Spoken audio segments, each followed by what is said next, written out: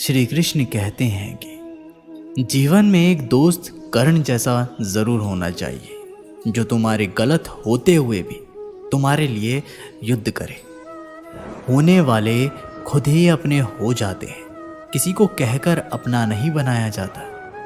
रिश्ते हमेशा एक दूसरे का ख्याल रखने के लिए बनाए जाते हैं, एक दूसरे का इस्तेमाल करने के लिए नहीं। चूम लेता हूँ हर मुश्किलों को मैं अपना मानकर। जिंदगी कैसी भी है आखिर है तो मेरी। जो हैरान है मेरे सब्र पर उनसे कह दो, जो आंसू जमीन पर नहीं गिरते वे दिल चीर जाते हैं। डर रखिए वक्त की मार से, बुरा वक्त किसी को बताकर नहीं आता।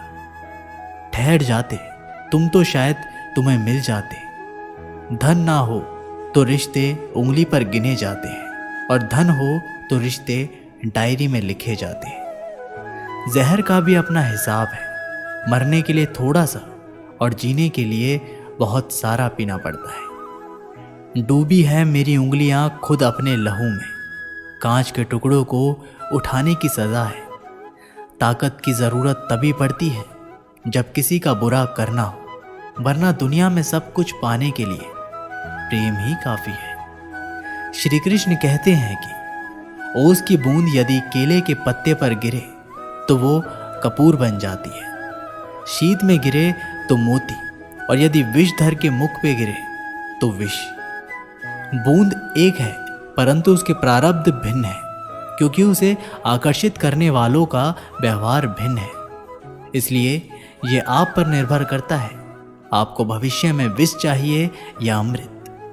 स्मरण रखें, हम वही बन जाते हैं जैसा हम सोचते हैं, जैसा विश्वास रखते हैं। ये आपका विश्वास ही है जो निर्धारित करेगा कि आपको विष मिलेगा या अमृत। इसलिए अपनी सोच को सुदृढ़ रखिए, सकारात्मक रखिए और फल भी सकारात्मक ही आएगा। श्री कृष्ण कहते हैं कि अनुभव की भट्टी में जो तपते हैं वो दुनिया के बाजार में वही सिक्के चलते हैं। लोगों की निंदा किए बिना दुष्ट व्यक्ति को आनंद नहीं आता।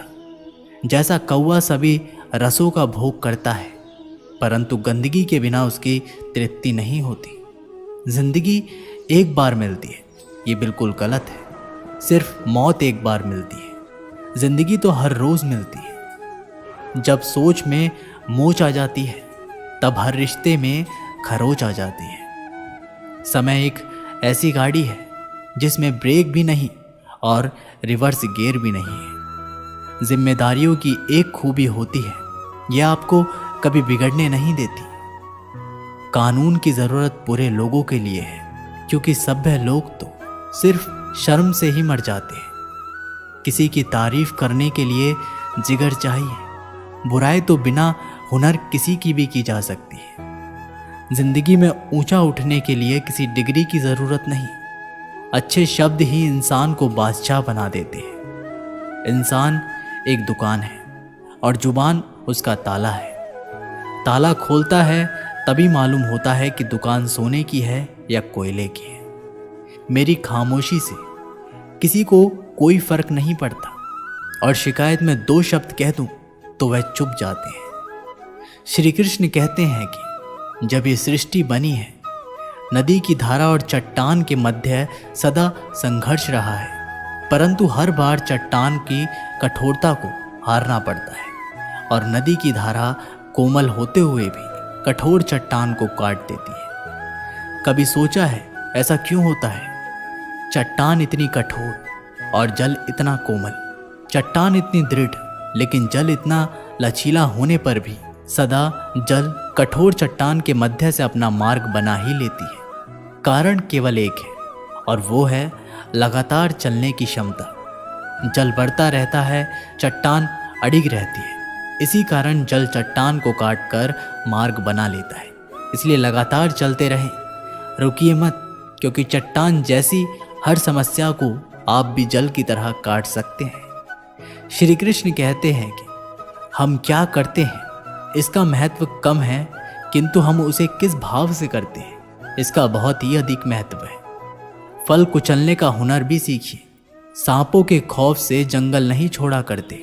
उदास तो बहुत रहे मगर कभी जाहिर नहीं किया। सब ठीक है, बस इसी शब्द ने सब संभाल लिया। अनुमान गलत हो सकता है पर अनुभव कभी गलत नहीं होता, क्योंकि अनुमान हमारे मन की कल्पना है और अनुभव हमारे जीवन की सीख।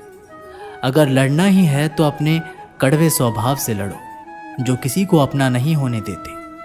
गुस्सा बहुत चतुर होता है, अक्सर कमज़ोर पर ही निकलता है। धूप बहुत कड़ी है, बदन जल रहा है, कुछ तकलीफ ज़रूर है पर घर चल रहा है। वक्त वो तराजू है जनाब, जो बुरे वक्त में अपनों का वजन बता देता है। जिसमें नुकसान सहने की ताकत हो वही मुनाफा कमा सकता है, फिर चाहे वो कारोबार हो या रिश्ते। श्री कृष्ण कहते हैं कि जिम्मेदारियां भी खूब परीक्षा लेती है, जो निभाता है उसी को परेशान करती है। कहीं ना कहीं कर्मों का डर है, नहीं तो गंगा पर इतनी भीड़ नहीं होती। जो कर्म को समझता है उसे धर्म को समझने की जरूरत नहीं पड़ती। पाप शरीर नहीं करता, विचार करते हैं, और गंगा विचारों को नहीं सिर्फ शरीर को धोती है। शब्दों का महत्व तो बोलने के भाव से पता चलता है, वरना वेलकम तो दरवाजे के गेट पर भी लिखा होता है। मन की लिखूं तो शब्द रूठ जाते हैं और सच लिखूं तो अपने रूठ जाते हैं। दोस्त बेशक एक हो मगर ऐसा हो जो शब्दों से ज़्यादा खामोशी को समझे। छोटी सी उम्र में हो गया है जिंदगी का बड़ा तजुर्बा, अब बहुत जल्दी से पहचान लेता हूँ मीठे बोलों की कड़वाहट। जिन पैसों में अपनी मेहनत की महक ना हो वह पैसा सुख के साधन तो दे सकता है, लेकिन मन की शांति नहीं। बचपन कितना खूबसूरत था, तब खिलौने जिंदगी में थे, आज जिंदगी खिलौना है। श्री कृष्ण कहते हैं कि आपने किसी फल को पेड़ से अलग होते हुए देखा है। बड़ा दुख होता है जब आप अपने उद्यम से अलग होते हैं, परंतु ये दूरी भी आवश्यक है। आप फल को ही ले लीजिए, अपने जीवनदाता वृक्ष से अलग होकर ये न केवल किसी की भूख शांत करता है, अपितु इसके भीतर के बीज से एक नए वृक्ष का सर्जन भी होगा और कई फल उगेंगे। सृजन की प्रतिक्रिया में पीड़ा आवश्यक है। यदि पीड़ा नहीं होगी तो सृजन नहीं होगा। पीड़ा अपनों से दूर होने में इस फल की भांति हम मनुष्य को भी अपने उद्गम से, अपने सगे संबंधियों से अलग होना ही पड़ता है। और यही लगाव एक नए सृजन को, एक नई सृष्टि को, एक नए विकास को जन्म देता है। इसलिए ऐसे लगाव से दुखी मत होइए, उसका स्वागत कीजिए, क्योंकि ये विकास ही नींव है। श्री कृष्ण कहते हैं कि गलतफहमी में जीने का मज़ा ही कुछ और है, वरना हकीकतें अक्सर रुला देती हैं। जब तक रास्ते समझ में आते हैं तब तक लौटने का वक्त हो जाता है। यही जिंदगी है। प्यार नहीं बिकता किसी के लिए, मगर इंसान बिक जाता है अपने मतलब के लिए। जब तक किसी अपने से धोखा ना मिले तब तक समझ नहीं आता जिंदगी क्या है। काश उस जाते हुए वक्त को रोक सकते, आपके साथ गुजारा हुआ हर समय जोड़ सकते। 3 रास्ते, खुश रहने के, शुक्राना, मुस्कुराना और किसी का दिल नहीं दुखाना। समय का सही उपयोग करने का सिर्फ एक ही तरीका है, अपने पास लक्ष्य हो। जिंदगी के खेल में जीत उसी खिलाड़ी की होती है जो खेल अपने हिसाब से खेलता है, जिंदगी के हिसाब से नहीं। प्रेम से रहो, दोस्त जरा सी बात पर रूठा नहीं करते। पत्ते वही अच्छे लगते हैं जो शाखा से टूटा नहीं करते। मुझे नफरत पसंद है लेकिन दिखावे का अपनापन नहीं। शीशा कमजोर बहुत होता है मगर सच दिखाने से घबराता नहीं है। चिराग से ना पूछो बाकी तेल कितना है, सांसों से ना पूछो बाकी खेल कितना है।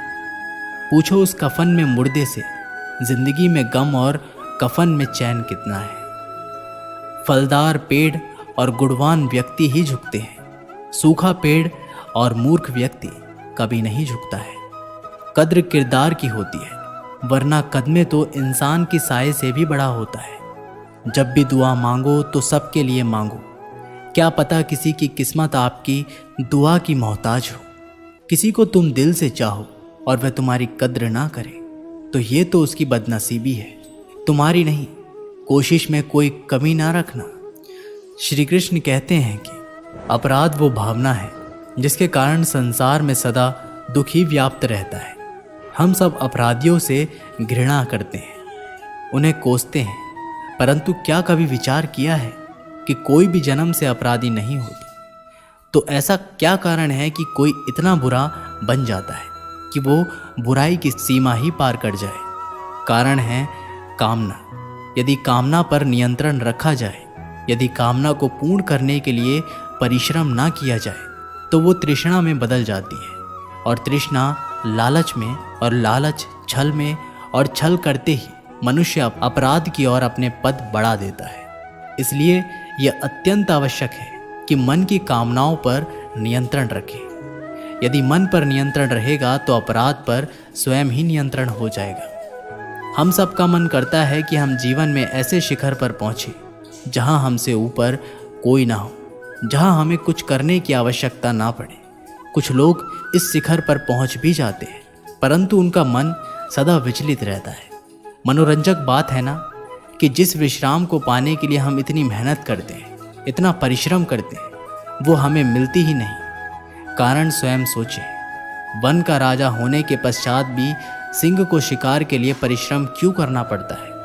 क्योंकि राजा होने का अर्थ ये नहीं कि वो सदा सोते रहे और मृग स्वयं उसके समक्ष आकर कहेगा कि आइए महाराज, मुझे खाकर अपनी भूख मिटाइए। तो ये समझ लीजिए, कार्य आपके परिश्रम से संपन्न होते हैं, केवल कामना से नहीं। यदि आप नीचे हैं तो सदा स्मरण रहे कि आपका परिश्रम ही आपको ऊंचाइयों पर ले जाएगा, और यदि आप ऊंचाइयों पर हैं तो वहाँ पर भी रहने के लिए आपको निरंतर परिश्रम करते रहना होगा। अर्थात परिश्रम से मुक्ति नहीं है, क्योंकि परिश्रम ही जीवन है।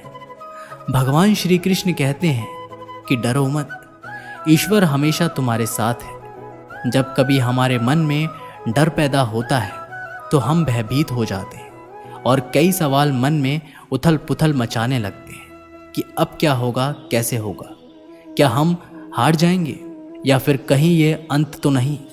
हमें अपने आसपास वो सभी चीज़ें दिखाई देने लगती है जो वास्तव में होती ही नहीं है। श्री कृष्ण कहते हैं कि हमारे मन की कल्पना ही हमारे मन के डर को जन्म देती है, और ये डर हमारे वर्तमान और भविष्य को नष्ट कर देता है। अक्सर हमने देखा होगा कि संसार में सभी लोगों को किसी न किसी वस्तु का या फिर किसी न किसी व्यक्ति का डर हमेशा ही सताता रहता है, और जो सबसे बड़ा डर मनुष्य के मन में घर कर लेता है वो होता है मृत्यु का डर, जो हर एक व्यक्ति को आजीवन परेशान किए रखता है। आपने देखा होगा कि माता पिता अपनी मृत्यु से पहले अपने बच्चे के लिए वो सब कुछ करना चाहते हैं जिससे उनके बच्चों को अपने भविष्य में किसी तरह की कोई परेशानी ना हो और जो उनके जीवन को सरल बना सके। लेकिन क्या ये सही मार्ग है? क्या इससे उनकी संतान अपने भविष्य के प्रति इस डर के भाव को खत्म कर सकती है? भगवान श्री कृष्ण सदैव कहते हैं कि अपने जीवन काल में बहुत से कर्म करते हैं, लेकिन जो कर्म हम पहले से करते आ रहे हैं, अगर उससे कुछ अलग करना चाहते हैं तो हमें हमारी हार का या फिर हमें असफल होने का डर सताता है, और हम बिना परिणाम जाने ही अपने मन में ये सोच लेते हैं कि कुछ ना कुछ बुरा हो जाएगा, और यही भाव हमारे डर की स्थिति में पहुंचा देता है। और श्री कृष्ण के अनुसार यही डर हमें अज्ञानता की ओर ले जाता है। वास्तव में अज्ञानता का पहला चरण है भय। भय जो श्रेष्ठ से श्रेष्ठ मनुष्य के विवेक को हर लेता है। ज़रा स्वयं ही अनुमान लगाइए कि कोई आपको तैराकी के लिए कह दे, लेकिन आज से पहले आपने कभी भी तैराकी नहीं की है, तो आप अपनी तैराकी सीखने से पहले ही अपने मन में ये डर बैठा लेते हैं कि कहीं आप डूब ना जाए या फिर आपके साथ कोई अनहोनी ना हो जाए। तो आजीवन आप तैराकी सीख नहीं पाएंगे और अज्ञानी रह जाएंगे, फिर चाहे आपके पास ब्रह्मांड का सबसे उत्तम गुरु ही क्यों ना हो। श्री कृष्ण कहते हैं कि इस डर को पीछे छोड़कर सफलता के मार्ग पर पड़ना ज़रूरी है, और यदि हम अपने डर से पीछा छुड़ाना चाहते हैं तो हमें अपनी आरामदायक स्थिति को त्यागना ही होगा। जब तक हमारा मन स्वयं को कष्ट देने से डरता रहता है, तब तक हमें कुछ भी नया करने से पहले हार जाने का या फिर कोई अनहोनी हो जाने का भय सताता है। इसलिए श्री कृष्ण कहते हैं कि यदि हम डर को जितना चाहते हैं तो हमें डर का सामना खुद ही करना होगा और अपने हृदय को कठोर बनाना होगा। तब जाकर हम इस डर की परिस्थिति से बाहर आ पाएंगे। श्री कृष्ण कहते हैं कि अगर हमें अपने डर पर विजय प्राप्त करनी है तो हम परिणाम की चिंता नहीं करते, कर्म करते जाओ, फल की चिंता मत करो। स्वयं समय आने पर फल आपको अपने आप ही मिल जाएगा। और यदि हम फल की चिंता किए बिना स्वतंत्र रूप से कर्म करते हैं तो निश्चित ही परिणाम में स्वादिष्ट फल चखने के लिए मिलते हैं। इसी स्थिति का यदि आप कलयुग के अनुसार देखेंगे तो श्री कृष्ण स्वयं कहते हैं कि कोई भी परिस्थिति को कैसे भी हालात हो, वो सदैव जीव आत्मा के साथ रहते हैं और अपना कर्म करते जाओ और भयभीत होने की कोई भी आशंका मत छोड़ो, क्योंकि वो सदैव अपनी संतान के साथ में है। फिर आप कैसी भी मुश्किल परिस्थितियों में क्यों ना हो, चाहे कितने भी दुर्गम हालात हो, चाहे ब्रह्मांड में हो, दुनिया में कोई भी आपका साथ दे या ना दे, लेकिन ईश्वर सदैव आपके साथ रहेगा। एक गांव में एक किसान रहता था। उसका गांव के बाहर एक छोटा सा खेत था। एक बार फसल बोने के कुछ दिनों बाद उसके खेत में चिड़िया ने घोंसला बना लिया। कुछ समय बीता तो चिड़िया ने वहां 2 अंडे भी दिए। उन दोनों अंडे में से 2 छोटे छोटे बच्चे निकल आए। वे बड़े मज़े से उस खेत में अपना जीवन गुजारने लगे। कुछ महीनों बाद फसल काटने का समय आ गया। गांव के सभी किसान अपने खेत की फसल की कटाई में लग गए। अब चिड़िया और उसके बच्चों का वह खेत छोड़कर नए स्थान पर जाने का समय आ गया था। एक दिन खेत में चिड़िया के बच्चों ने किसान को ये कहते सुना कि कल मैं फसल कटाई के लिए अपने पड़ोसी से पूछूंगा और उसे खेत में भेजूंगा। ये सुनकर चिड़िया के बच्चे परेशान हो गए। उस समय चिड़िया कहीं गई हुई थी। वह जब वापस लौटी तो बच्चों ने उसे किसान की बातें बताते हुए कहा, माँ, आज हमारा यहाँ अंतिम दिन है। रात में हमें दूसरे स्थान के लिए यहाँ से निकलना होगा। चिड़िया ने उत्तर दिया, इतनी जल्दी नहीं बच्चों, मुझे नहीं लगता कि कल खेत में फसल की कटाई होगी। चिड़िया की कही बात सही साबित हुई। दूसरे दिन किसान का पड़ोसी खेत में नहीं आया और फसल की कटाई ना हो सकी। शाम को किसान खेत में आया और खेत का जैसे का तैसा देख बुदबुदाने लगा कि ये पड़ोसी तो नहीं आया। ऐसा करता हूँ, कल अपने किसी रिश्तेदार को भेज देता हूँ। चिड़िया के बच्चों ने फिर से किसान की बात सुन ली और परेशान हो गए। जब चिड़िया को उन्होंने ये बात बताई तो वह बोली, तुम लोग चिंता मत करो, आज रात हमें जाने की ज़रूरत नहीं है। मुझे नहीं लगता कि किसान का रिश्तेदार आएगा। ठीक ऐसे ही हुआ। किसान का रिश्तेदार अगले दिन खेत नहीं पहुंचा। चिड़िया के बच्चे हैरान थे कि उनकी माँ की हर बात सही हो रही है। अगली शाम किसान जब खेत आया तो खेत वैसे के वैसे स्थित थे। वो देखकर बुदबुदाने लगा कि ये लोग तो कहने के बाद भी कटाई के लिए नहीं आते हैं। कल मैं खुद आकर फसल की कटाई शुरू करूंगा। चिड़िया के बच्चों ने किसान की ये बात भी सुन ली। अपनी माँ को जब उन्होंने बताया तो वो बोली, बच्चों, अब समय आ गया है कि ये खेत छोड़ने का। हम आज रात ही ये खेत छोड़कर दूसरी जगह चले जाएंगे। दोनों बच्चे हैरान थे कि इस बार ऐसा क्या है जो माँ खेत छोड़ने को तैयार है। उन्होंने पूछा तो चिड़िया बोली, बच्चों, पिछली 2 बार किसान कटाई के लिए दूसरों पर निर्भर था। दूसरों को कहकर उसने अपने काम से पल्ला झाड़ लिया था, लेकिन इस बार ऐसा नहीं है। इस बार उसने ये जिम्मेदारी अपने कंधों पर ली है, इसलिए वह अवश्य आएगा। उसी रात चिड़िया और उसके बच्चे उस खेत से उड़ गए और कहीं और चले गए। दोस्तों, इस कहानी से हमें ये सीख मिलती है कि दूसरों की सहायता लेने में कोई बुराई नहीं है, किंतु आप समय पर काम शुरू करना चाहते हैं और चाहते हैं कि वह समय पर पूरा हो जाए, तो उस काम की जिम्मेदारी स्वयं लेना होगा। दूसरे भी मदद उसी की करते हैं जो अपनी मदद खुद करता हो। तो दोस्तों, ये वीडियो यहीं पर समाप्त होती है। आशा करते हैं कि आप लोगों ने इस वीडियो से बहुत कुछ सीखा होगा। मिलते हैं एक नई वीडियो के माध्यम से, तब तक के लिए बहुत बहुत धन्यवाद। एक बार कमेंट बॉक्स में ज़रूर लिखिएगा, जय श्री कृष्ण।